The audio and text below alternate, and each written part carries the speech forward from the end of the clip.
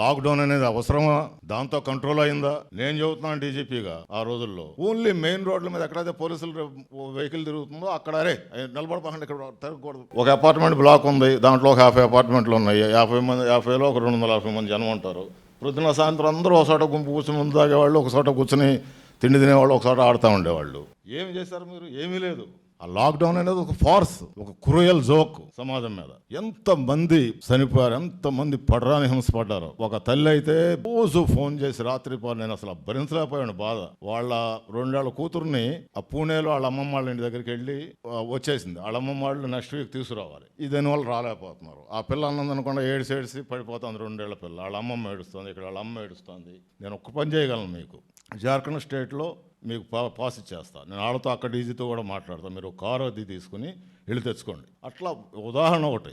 కొన్ని లక్షల కోట్ల మంది పడరాని హింస అంతా పడ్డారు. అప్పుడు కూడా మనం ఓన్లీ మతం మొత్తే ఎక్కించాం అందరికీ.